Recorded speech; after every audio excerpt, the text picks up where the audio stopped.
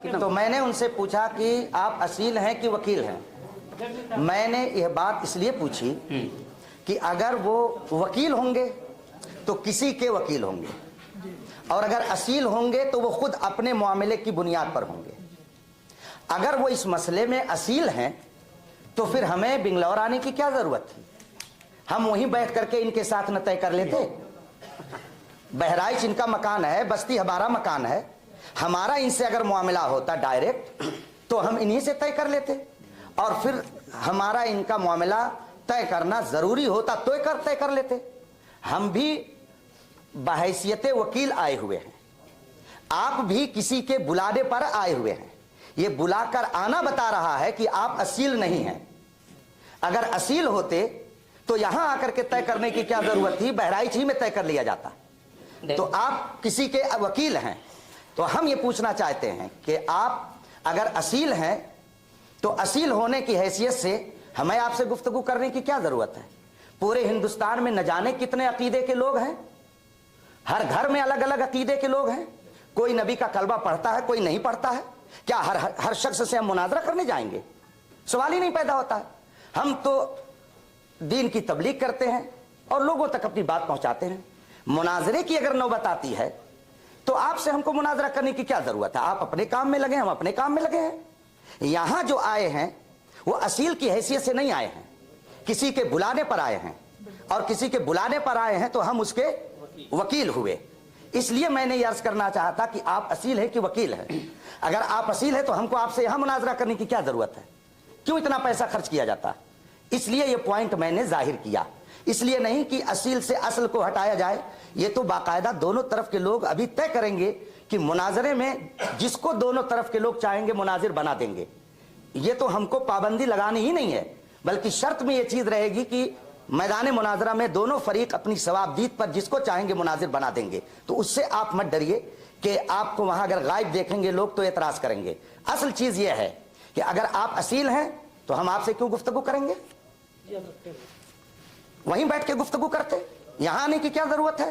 तो आप असील नहीं है बल्कि वकील हैं। इस मसले में आप वकील हैं।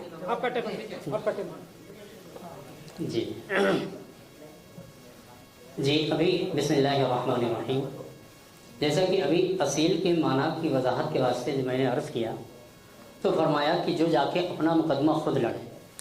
तो कहते जब आप खुद असील हैं, यानी अब फिर मैंने कहा कि आपने फरमाया आया ये किसी का कौल नकल कर रहे हो या यही आपका अकीदा है? फरमाया ना, मैंने मैं ये अकीदा रखता हूँ, यही मेरा अकीदा रहेगा, है ना। तो इस तरीके से यहाँ पर कोई वकील है ही नहीं, सबके सब असील हैं। जितने भी फरीक मुखालिफ में सब असील हैं। तो इसको मतलब किसी से भी आपका मुनाजरा नहीं बनता है। भाई आप लोग ये अकीदा रखते हैं नहीं रखते हैं? रखते हैं। मुआविया आप नहीं रखते हैं, फरीक मुखालिफ के ताल्लुक से आप नहीं रखते हैं। आप रखते हो तो मुनाजरा नौबत ही नहीं आती। तो सब रखते हैं ना। किबला मुफ्ती साहब फरमाते हैं असील से मुनाजरा बनता ही नहीं है। नहीं, तो जब सारे लोग का मुनाजरा नहीं बनता तो हम क्यों करें? आपसे क्या तखसीस है? किसी से भी आपका मुनाजरा नहीं बनता है, लिहाजा मुनाजरा मुफ्ती साहब नहीं करना चाहते हैं। अब खत्म कर दीजिए, बेफायदा है सब है। हर कोई असील है यहाँ पे। किबला मुफ्ती साहब यहाँ हर कोई असील है। बात यह है उस लिहाज से कि ये वकील होता है। अच्छा, बात उनकी अभी टाइम है आपका अभी? अच्छा, अरे बोलिए बोलिए बोलिए बोलिए बोलिए। हाँ, तो मैं क्या, जब सारे लोगों का यही अकीदा है, वैसे मुफ्ती साहब ने फरमाया अकीदा आप रखते हो या किसी का कौल न करो, किसी की तर्जमानी वकालत कर रहा है? तो मैंने कहा नहीं, ये अकीदा मैं खुद रखता हूँ। तो फरमाया तो आप असील हो गए। तो अगर ये अकीदा रखने की बिना पर हम असील हुए, मुझसे मुनाजरा नहीं बनता है, तो फिर यहाँ किसी से भी मुनाजरा नहीं बनता है। इसलिए कि आपके फरीक मुखालिफ जितने भी अफराद यहाँ मौजूद हैं सबके सब असील हैं, सब यही अकीदा रखते हैं। लिहाजा ना यूपी में मुनाजरा बनता है, बेंगलोर में कहीं बनता ही नहीं है। मुफ्ती साहब के क्या है बकौल मुनाजरा का कोई मतलब ही नहीं, मुनाजरा नहीं करेंगे, लिहाजा बात खत्म यहाँ। ठीक है, बात पूरी हो गई। बिस्मिल्लाहिर्रहमानिर्रहीम है, ठीक है, बोलिए। असील हम मुख्तसरी में बात को लंबी नहीं करना चाहते, आप बोले। ये तो बिल्कुल सही है कि मेरा इनमें से किसी की मुनाजरा नहीं बनता, इसलिए कि इनमें से कोई आलिम नहीं। ये बात आप बिल्कुल सब सही कह रहे हैं। देखो आप बिल्कुल सही कह रहे हैं, मैं बिल्कुल सही कह रहा हूँ। और इन लोगों की क्या बात है? हर कोई मेरे ख्याल से इनमें से भी कोई ऐसा नहीं है जिससे मेरा मुनाजरा बने। तो आप ये बात बिल्कुल सही कह रहे हैं। ये लोग चूंकि मुनाजरा नहीं कर पाएंगे, चूंकि आलिम नहीं है, اسی لیے تو آپ کو بلایا ہے, اور جو اپنی بات دوسرے سے کہلوائے وہی تو وکیل ہوتا ہے. لیکن جو ایک منٹ پوری بات ہو جائے, بیچ میں بولنا اصول مناظرہ کے خلاف ہے. وہ بھی کر چکے ہیں آپ.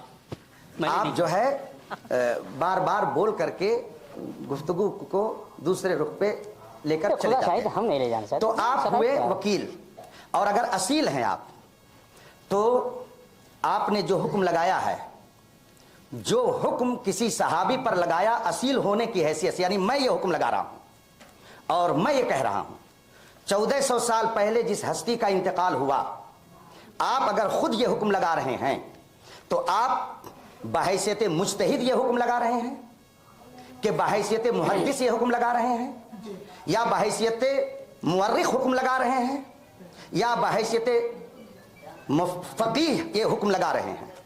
آپ اگر اصیل ہیں تو اس کو متعین کرنا پڑے گا, اس لیے کہ ہر کس و ناقص کی بات کا اعتبار نہیں ہوتا. ہزاروں لوگ نہ جانے کیا کیا کہتے ہیں, مگر ہم تقلید کرتے ہیں تو سیدنا امام اعظم کی, یا تقلید کرتے ہیں سیدنا امام شافعی کی, یا تقلید کرتے ہیں حضرت امام مالک کی, یا تقلید کرتے ہیں حضرت امام احمد بن حنبل کی. تو جب ہم سب کی بات کا اعتبار ہی نہیں کرتے ہیں بلکہ شخصیتیں خاص ہوتی ہیں جن کی بات کو ہم لے کر چلتے ہیں, تو اگر آپ اصیل ہیں تو بتائیے جو حکم نفاق کا آپ اس ہستی پر لگا رہے ہیں, آپ بحیثیت محدث لگا رہے ہیں کہ بحیثیت فقیہ یا بحیثیت مجتہد؟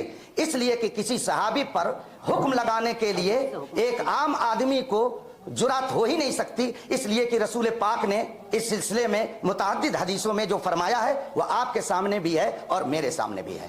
اس لیے یہ متعین کرنا ضروری تھا کہ آپ اصیل ہیں یا وکیل ہیں. وکیل ہیں تو کسی جماعت کے وکیل ہیں یا کسی ایک فرد کے وکیل ہیں, اور اگر اصیل ہیں اور خود یہ حکم لگا رہے تو کس حیثیت سے لگا رہے, اس کی وضاحت کیجیے. کوئی نہیں بولے گا, آپ لوگوں کی کوئی ضرورت نہیں اس وقت, نہ آپ لوگوں کی. ہماری گفتگو ایک عالم سے ہو رہی ہے جو نے کہا, آپ لوگ خاموش رہیے. بسم اللہ الرحمن الرحیم.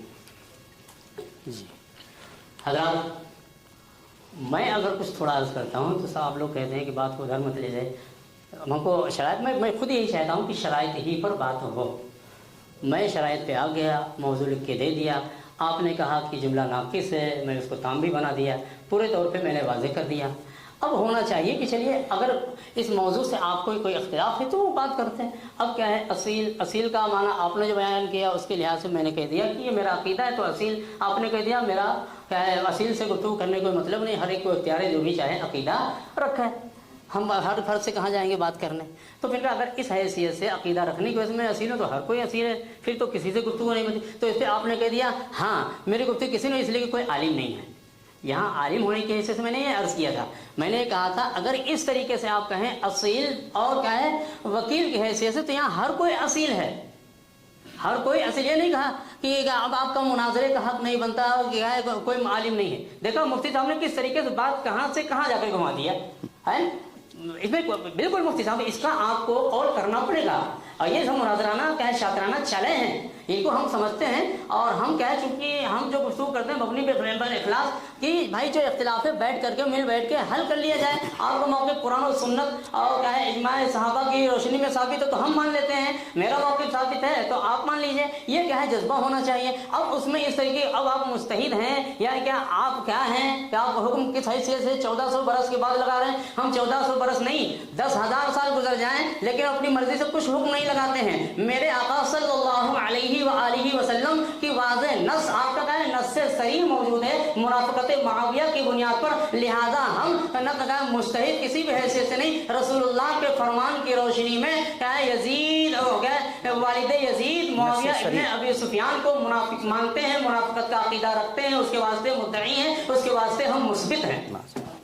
رسول اللہ کے فرمان کی روشنی جہاں پر نص ہو وہاں پر اجتہاد کی ضرورت ہے ہی نہیں. یہاں پر نص صریح موجود ہے, اجتہاد وہاں پہ ہوتا ہے جہاں پر کوئی نص نہ موجود ہو. یہ کیا ہے وہاں اجتہاد کی ضرورت پیش آتی ہے. جب رسول اللہ صلی اللہ علیہ وآلہ وسلم کی نص صریح موجود ہے معاویہ ابن ابی سفیان کے منافقت کے تعلق سے, اور جب کیا ہے خلیفہ راشد مولا علی ابن ابی طالب علیہ السلام نے کہہ دیا کہ معاویہ میرے دشمن ہے, معاویہ میرا دشمن ہے, اور میرے آقا صلی اللہ علیہ وآلہ وسلم نے فرمایا علی سے محبت نہیں رکھے گا مگر مومن, علی سے بغض نہیں رکھے گا مگر منافق. تو جب مولا نے فرما دیا معاویہ میرا دشمن ہے تو دشمن کیا ہے وہ بغض رکھتا ہے. دشمنی کیا ہے؟ محبت میں نہیں ہوتی ہے, دشمنی بغض ہی کی بنا پہ ہوتی ہے. تو مولا کے فرمان سے معاویہ کا دشمن مولا علی ہونا ثابت آقا صلی اللہ علیہ وآلہ وسلم کے فرمان سے واضح طور پہ ثابت ہے. یا علی لا یحبک الا مؤمن ولا یبغضک الا منافق. اے علی تم سے محبت نہیں کرے گا مگر مومن, تم سے بغض نہیں رکھے گا مگر منافق. یہاں پر کسی کلام کی گنجائش ہے ہی نہیں, معاملہ بالکل واضح ہے, صاف ہے, صاف فرمان رسول نص صریح کی بنیاد پر ہم کیا ہے یزید کے والد معاویہ ابن ابی سفیان پر منافقت کا حکم لگاتے ہیں, عقیدہ رکھتے ہیں, اس کے مثبت ہے, اس کے مستدل ہیں, اس کے مدعی ہیں. میدان